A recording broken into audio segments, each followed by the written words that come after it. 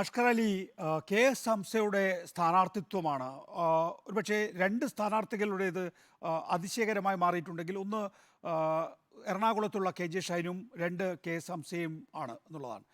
K S ഹംസയുടെ സ്ഥാനാർത്ഥിത്വം സംബന്ധിച്ച് ലീഗിലെ നിന്ന് വോട്ടുകൾ ഭിന്നിപ്പിക്കുക എന്നുള്ളത് സമസ്തയുടെ ഇരുവിഭാഗങ്ങളുമായി നല്ല രീതിയിലുള്ള സ്വാധീനമുള്ളയാളെന്നുള്ള നിലയിൽ വിജയസാധ്യത ഉണ്ട് എന്നാണോ ഇടതുപക്ഷം കരുതുന്നത്?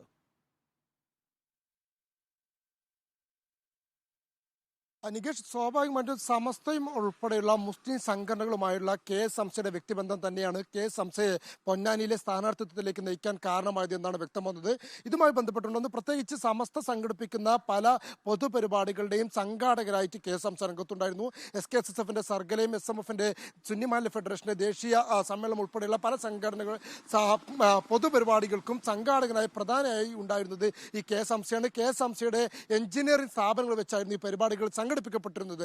മറ്റൊന്ന് AP വിഭാഗം, നേരത്തെ KT ജലീലിനെ സ്ഥാനാർത്ഥിയാക്കുമ്പോൾ അത് തങ്ങളുടെ നോമിനിയായിട്ട് വേണ്ട എന്ന് കൃത്യമായി എതിർപ്പ് അറിയിച്ചിരുന്ന AP വിഭാഗം. പക്ഷേ കെ എസ് ഹംസയുടെ വിഷയത്തിൽ ഇടതുപക്ഷത്തിന് CPM-ന് ഉറപ്പ് നൽകിയിട്ടുണ്ട്, തങ്ങളുടെ പിന്തുണ ഉറപ്പ് നൽകിയിട്ടുണ്ട് എന്നാണ് പുറത്തു വരുന്ന വിവരം.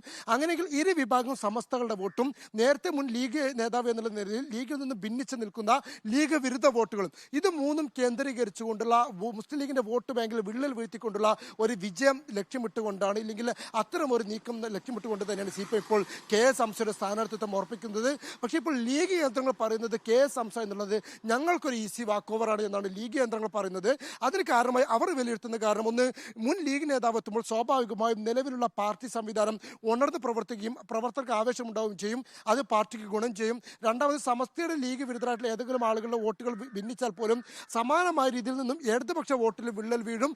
മാത്രമല്ല, സമദാനിയെ പോലുള്ള ഒരാളൊക്കെയാണ് അവിടെ സ്ഥാനാർത്ഥിയാവുന്നതെങ്കിൽ ഹൈന്ദവ വോട്ടുകളിലടക്കം വലിയൊരു ഏകീകരണം ലീഗിന് ഉണ്ടാകും. സ്വാഭാവികമായി ലീഗിനൊരു മുതൽക്കൂട്ടാകും എന്നുള്ളൊരു, അല്ലെങ്കിൽ ലീഗിന് വലിയ വിജയപ്രതീക്ഷ നൽകുന്നു എന്നുള്ള തരത്തിലാണ് ലീഗ് കേന്ദ്രങ്ങളും പ്രതികരിക്കുന്നത്. എന്തായാലും ഈ ഹംസയുടെ സ്ഥാനാർത്ഥിത്വത്തിൽ കൃത്യമായി CPM-ന് രാഷ്ട്രീയ നീക്കങ്ങളുണ്ട്. അത് സമസ്തയും മുസ്ലിം വോട്ട് ബാങ്കും ലക്ഷ്യമിച്ചുകൊണ്ടുള്ള രാഷ്ട്രീയ നീക്കം തന്നെയാണ്. അത് ഒരു തരത്തിൽ വിജയിക്കുക ചെയ്യും എന്ന് തന്നെയാണ് നമുക്ക് കണക്കുകൂട്ടാനാവുന്നത്. മറിച്ച് പൊന്നാനിയിൽ അത്രത്തോളം സ്വാധീനമില്ലാത്ത ഒരു നേതാവായതുകൊണ്ട് തന്നെ, ലീഗിന്റെ മുൻ നേതാവാണെങ്കിൽ പോലും അദ്ദേഹം തൃശ്ശൂർ ചേലക്കര മണ്ഡലത്തിൽ നിന്നുള്ള ആളാണ്.